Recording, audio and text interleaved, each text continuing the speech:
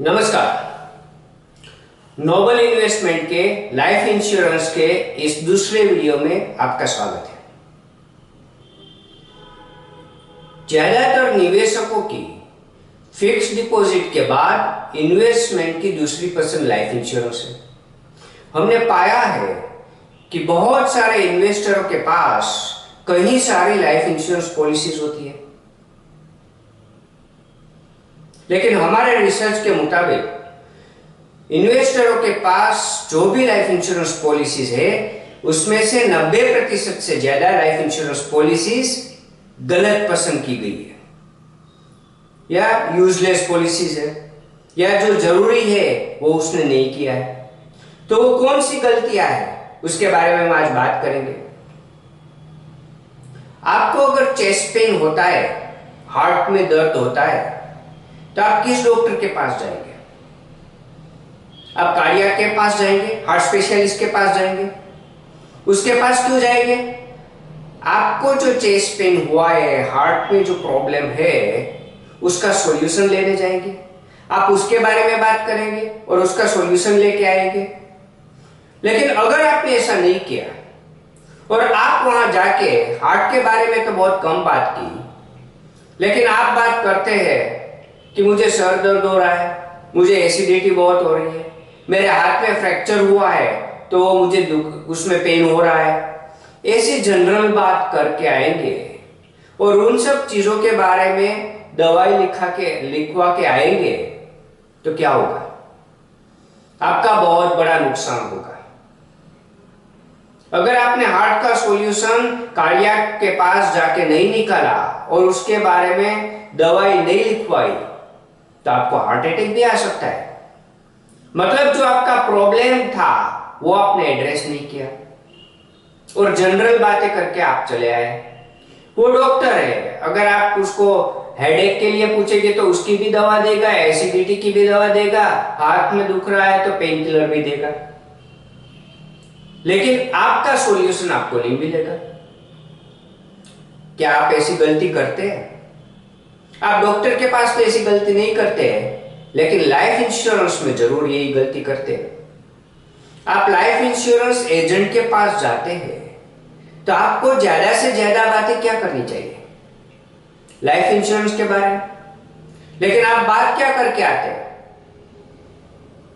मुझे क्या प्रीमियम भरना पड़ेगा, कितने साल तक भरना पड़ेगा, कितनी रकम भरूंगा, मुझे क्या वापस मिलेगा, कितना पैसा मुझे मिलेगा। तो मतलब आप सब इन्वेस्टमेंट के बारे में बात करके आते हैं। आपको सवाल तो ये पूछने चाहिए थे कि मेरा लाइफ इंश्योरेंस कितने का होना चाहिए, उसकी एक गिनती है, कभी आपने पता किया है? आपकी लायबिलिटीज और इनकम एक्सपेंस के हिसाब से ये नक्की होता है कि आपका लाइफ इंश्योरेंस कितना होना चाहिए। मैंने पहले वीडियो में आपको बताया कि लाइफ इंश्योरेंस एक सुरक्षा खर्च है, ये कोई इन्वेस्टमेंट प्रोडक्ट नहीं है। और अगर आप ये खर्च है तो कोई भी खर्च आपको हमेशा सोच समझ कर करना चाहिए। तो आपने ये सवाल नहीं पूछा कि आपका लाइफ इंश्योरेंस कितने का होना चाहिए। आपको जानना ये जरूरी था कि लाइफ इंश्योरेंस कितने साल तक चालू रहना चाहिए, 60 साल तक, 80 साल तक, लाइफ टाइम, और क्यों? तो लाइफ इंश्योरेंस की पॉलिसी टर्म क्या होनी चाहिए ये जानने की कोशिश नहीं की। आपको ये जानना चाहिए था कि लाइफ इंश्योरेंस किसका होना चाहिए। आपका होना चाहिए, आपकी पत्नी का होना चाहिए, आपका बच्चे का किसका होना चाहिए और क्यों होना चाहिए। तो लाइफ इंश्योरेंस के ऐसे कई सवाल है जिसके बारे में आपको जानना जरूरी था। आप गए थे लाइफ इंश्योरेंस एजेंट के पास और उसका सॉल्यूशन लेके आप नहीं आए और इन्वेस्टमेंट की बात करके आ गए, तो आपको बहुत बड़ा नुकसान उठाना पड़ता है।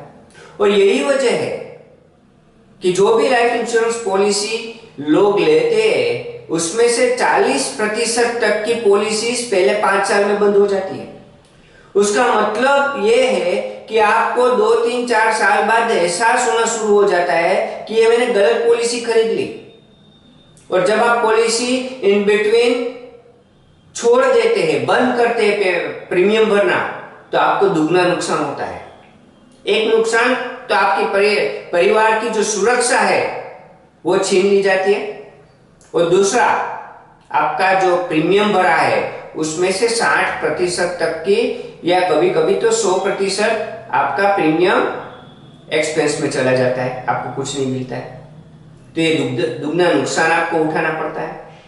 इसीलिए जरूर है कि इन सब सवालों के जवाब आप लाइफ इंश्योरेंस एजेंट के पास जाए और पूछें, और सही सही इंश्योरेंस पॉलिसी का चुनाव करें। तो आज हम इन सब चीजों का, इन सब सवालों का आपको जवाब देंगे। सबसे पहला सवाल है कि लाइफ इंश्योरेंस कितने का होना चाहिए। तो लाइफ इंश्योरेंस क्यों ले रहे हैं?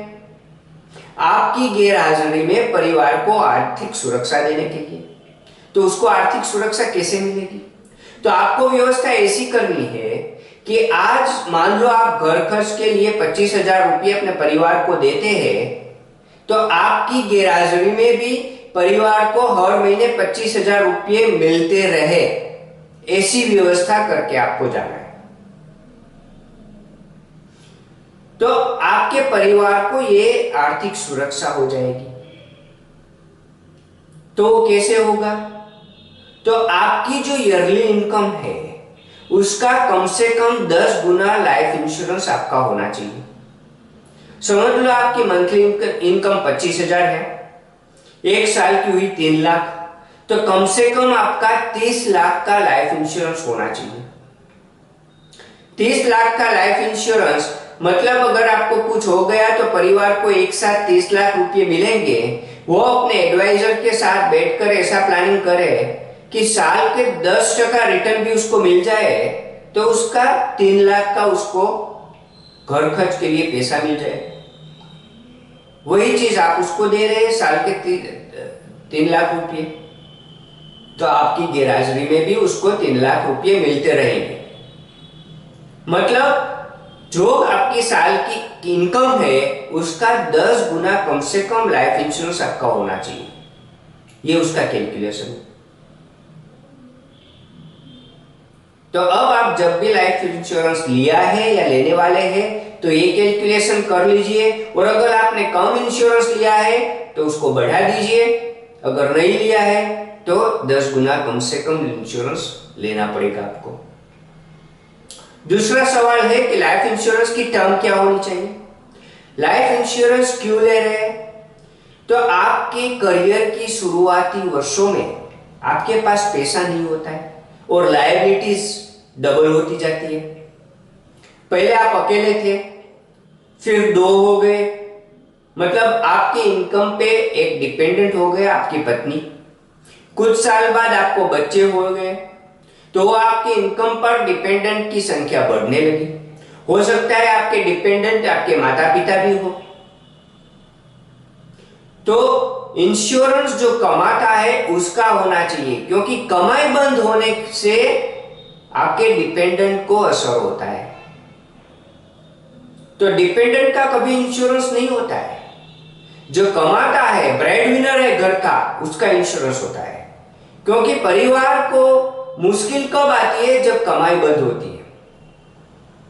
तो इसलिए इंश्योरेंस ब्रेड विनर का होना चाहिए, कमाई जो करता है उसका होना चाहिए, ना कि आपके 10 साल का बच्चे का, ना ही आपकी पत्नी अगर हाउसवाइफ है तो उसका। अगर आपकी पत्नी वर्किंग वुमन है और घर खर्च में उसकी इनकम भी आप गिनते हैं तो उसका भी बीमा होना चाहिए। मतलब जो कमाता है, जिसकी इनकम कम होने से परिवार को मुश्किल आ सकती है, उसका बीमा होना चाहिए। तो बिन जरूरी वाइफ का, बच्चों का बीमा नहीं लेना चाहिए। बच्चे का बीमा होना चाहिए। कब होना चाहिए? जब वो कमाई शुरू कर दे, क्योंकि फिर आगे जाके उसकी कमाई पे शायद उसके पेरेंट्स डिपेंडेंट हो सकते हैं। अगर उसकी शादी हो जाती है तो उसकी वाइफ डिपेंडेंट है। अगर बच्चा बैचलर है, 25 साल का है, बैचलर है और पेरेंट्स डिपेंडेंट नहीं है, तो बीमा लेने की जरूरत नहीं है। बीमा एक ऐसी व्यवस्था है कि जब तक आपकी वेल्थ नहीं बन जाती, तब तक अगर आपकी इनकम बंद हो गई तो परिवार को एक आर्थिक सुरक्षा मिलती है। इसलिए ये एक सुरक्षा खर्च है। तो किसका होना चाहिए वो आपने समझ लिया कि जो कमाता है, जिसकी इनकम पे घर चलता है, उसका बीमा होना चाहिए। अब कितने साल का होना चाहिए? तो आप 30 साल से मान लो कमाना शुरू करते हैं और 60 साल तक कमाते हैं, लेकिन आपकी कमाई इतनी नहीं होती है, शुरुआती साल में आपकी वेल्थ नहीं होती है और आपकी लायबिलिटीज बहुत सारी होती है। तो आप क्या करेंगे? आप एक बीमा ले लेंगे आर्थिक, परिवार की आर्थिक सुरक्षा के साथ, और दूसरा आप इन्वेस्टमेंट शुरू कर देंगे।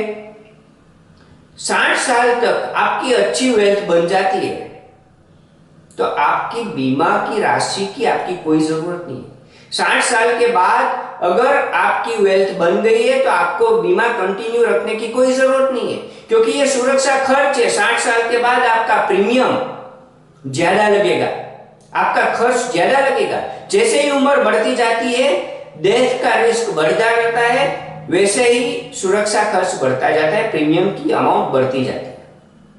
तो ये व्यवस्था तभी तक होनी चाहिए जब तक आपकी वेल्थ नहीं बनती। जब आपकी वेल्थ बन जाती है तो आपको लाइफ इंश्योरेंस कंटिन्यू करने की कोई जरूरत नहीं। बीमा पैसे कमाने का जरिया नहीं है, बीमा आर्थिक सुरक्षा है अगर आपकी इनकम बंद हो जाए तो। इसलिए ये 3 सवाल के जवाब आप बराबर समझ लें। बीमा किसका होना चाहिए? जो कमाता है, जिसकी इनकम बंद होने से परिवार को मुश्किल आ सकती है, उसका बीमा होना चाहिए। बीमा कितने साल तक रखना चाहिए? जब तक आपकी वेल्थ नहीं बनती है तब तक आपको रखना चाहिए। अगर 60 साल की उम्र में आपके पास 2 करोड़ रुपए हो गए हैं तो 50 लाख बीमा की क्या जरूरत है? आपकी परिवार की सुरक्षा हो गई, आपका रिटायरमेंट प्लानिंग हो गया, फिर बीमे की कोई जरूरत नहीं, फिर ये खर्च करने की कोई जरूरत नहीं है। तो बीमा भी जब तक आपकी वेल्थ नहीं बनती तब तक चालू रखने। कई लोग कहते हैं कि लाइफ टाइम बीमा होना चाहिए, होल लाइफ, जब भी आप मरते पैसा मिलना चाहिए, लेकिन उससे आप प्रीमियम बहुत ज्यादा, मोर्टालिटी चार्ज बढ़ता जाता है, प्रीमियम बहुत ज्यादा जाता है। और इन्वेस्टमेंट और इंश्योरेंस को आप कंबाइन मत करिए, इसमें आपका नुकसान है। हमने पहले सेशन में आपको समझाया कितना बड़ा नुकसान है। तो इंश्योरेंस खाली इंश्योरेंस रखिए, इन्वेस्टमेंट अपने इन्वेस्टमेंट एडवाइजर के साथ बैठ के करिए और दोनों प्रोडक्ट को अलग कर दें। तो ये बात हो गई इंश्योरेंस किसका होना चाहिए, कितना लेना चाहिए और कितने साल तक लेना चाहिए। ये सब सवाल के जवाब आपको मिल जाते हैं और सही सही चुनाव आप कर लेते हैं तो फिर जिंदगी में कोई और पॉलिसी मत लेना। फिर आपको लाइफ इंश्योरेंस पॉलिसी की तरफ देखना ही है, फिर आपका पूरा कंसंट्रेशन इन्वेस्टमेंट प्लानिंग में होना चाहिए कि जल्दी से जल्दी, ज्यादा से ज्यादा वेल्थ आप कैसे बना पाए। लाइफ इंश्योरेंस इन्वेस्टमेंट प्रोडक्ट नहीं है, इसलिए लाइफ इंश्योरेंस को एक सुरक्षा, परिवार की आर्थिक सुरक्षा की नजर से ही देखें और ऐसे ही इन्वेस्ट करें। अब इंश्योरेंस की बात चल रही है तो हम आगे जाके हेल्थ इंश्योरेंस के बात करेंगे। नेक्स्ट वीडियो हमारा होगा हेल्थ इंश्योरेंस के बारे में, उसमें क्या चीजें ध्यान में रखनी चाहिए और उसका चयन कैसे करना चाहिए और कौन सी पॉलिसी परचेज करनी चाहिए।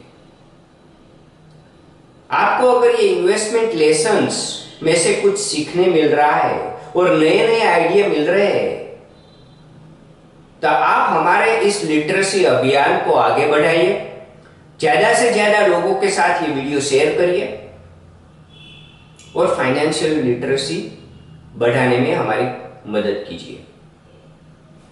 Thank you very much.